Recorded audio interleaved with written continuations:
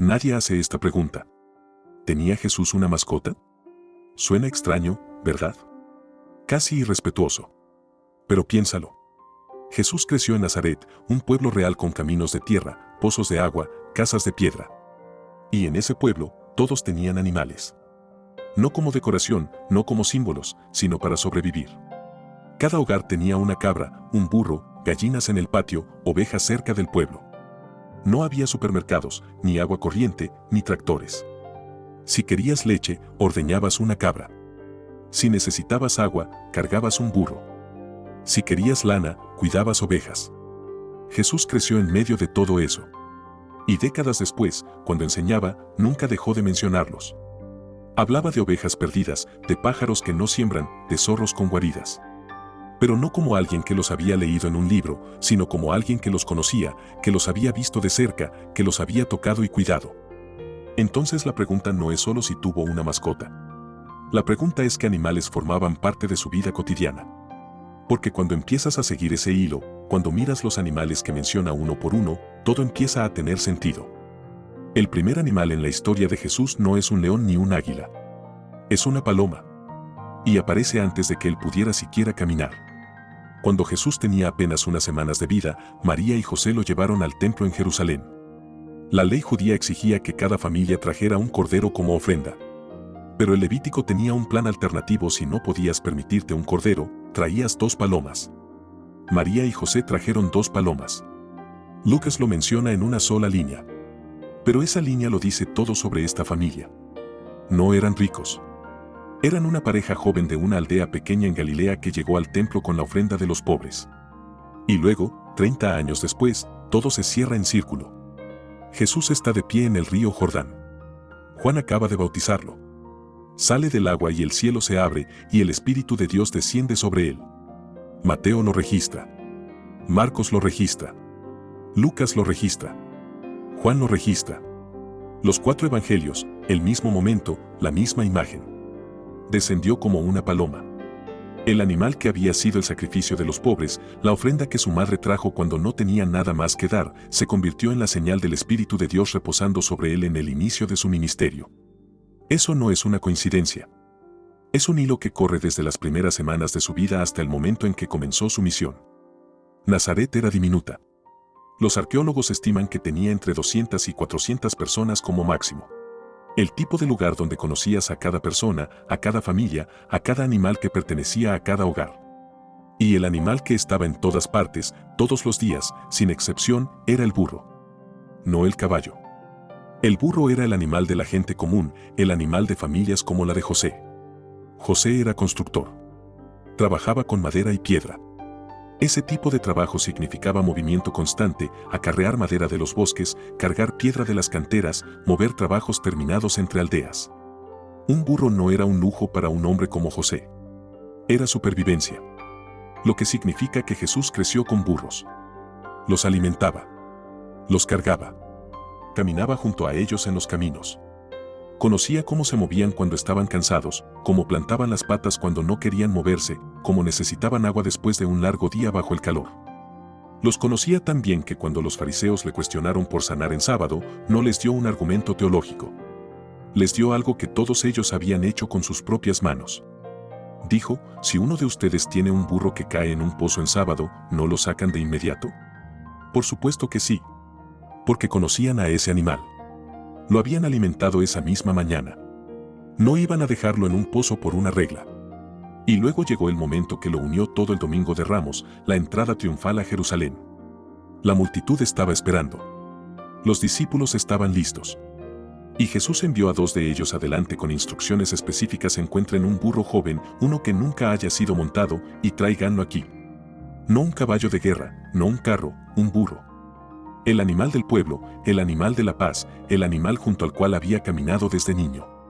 Entró al momento más importante de su vida pública sobre el animal más común de Galilea. Eso fue intencional. Todo lo que hacía era intencional. Si el burro era el animal de trabajo de Nazaret, la oveja era su alma. Las colinas alrededor de Nazaret estaban cubiertas de rebaños. Los pastores eran parte del paisaje, caminando por los valles, llamando a sus animales por nombre, llevándolos al agua por la mañana y trayéndolos de vuelta al redil por la noche. Aquí está lo que la mayoría de la gente no sabe: los pastores de entonces conocían a sus ovejas individualmente, no como rebaño, no como masa. Una por una. Cada animal tenía un nombre. Cada una tenía una voz que el pastor reconocía.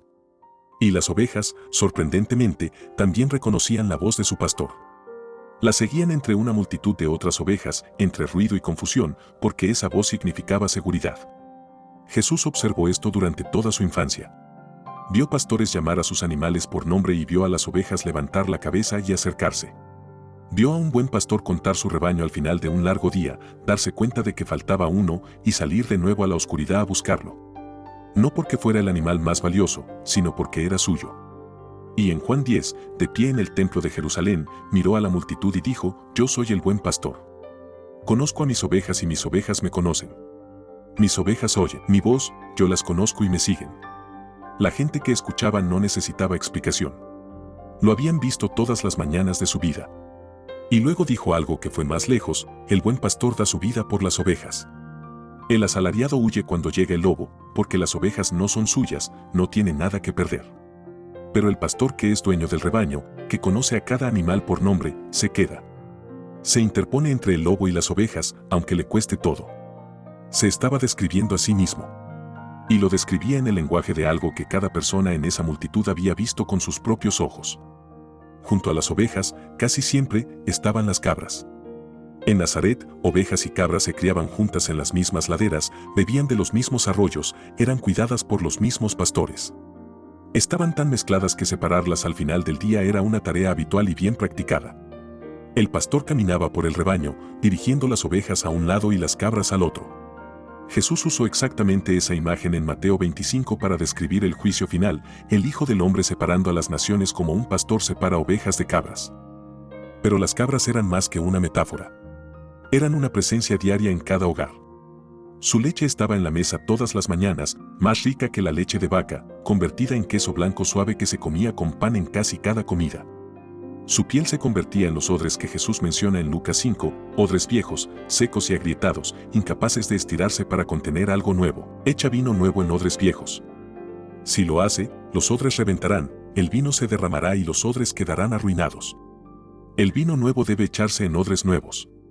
No era una metáfora abstracta. Era algo que había visto suceder. Y luego estaban los pájaros. No solo la paloma, todos ellos. Los gorriones que anidaban en las grietas de las paredes de piedra caliza y en los aleros de las casas. Las golondrinas que cortaban el aire del atardecer en arcos elegantes sobre la plaza del pueblo. Los cuervos que sobrevolaban los campos después de la cosecha. Los pájaros que llenaban el amanecer de Nazaret de canto, un despertador viviente que despertaba al pueblo antes de que el sol hubiera salido del todo. Jesús los notaba. A todos. En Mateo 6, está predicando el Sermón del Monte. Habla sobre la preocupación, sobre la ansiedad, sobre el miedo a no tener suficiente. Y a mitad del discurso, se detiene, mira hacia el cielo, señala y dice: miren las aves del cielo. No siembran ni cosechan ni almacenan en graneros, y sin embargo vuestro Padre Celestial las alimenta. ¿No valéis vosotros mucho más que ellas? No hablaba en teoría. Estaba señalando pájaros reales volando sobre la multitud que lo escuchaba. Los había observado toda su vida. Y luego, en Mateo 10:29, dijo algo aún más impactante: ¿no se venden 2 gorriones por 1 centavo? Sin embargo, ni uno de ellos cae a tierra sin que vuestro Padre lo sepa. 2 gorriones por 1 centavo, lo más barato que podías comprar en el mercado, la criatura más desechable e insignificante de toda la economía antigua. Nadie se preocupaba por los gorriones, excepto Dios. Jesús estaba diciendo que la atención de Dios es tan completa, tan total, tan implacablemente personal, que ni siquiera el pájaro más pequeño, más barato y más olvidado del mercado cae a tierra sin que Él lo sepa, sin que Él lo vea. Y luego lo remata: no temáis. Vosotros valéis más que muchos gorriones. No más que uno más que muchos. Eres visto. Eres conocido. No estás olvidado. No eres invisible. Enseñó la verdad más profunda sobre el cuidado de Dios con un pájaro que costaba medio centavo. Entonces, ¿tenía Jesús una mascota? Probablemente no, en el sentido en que lo entendemos hoy. Pero eso no es el final de la historia.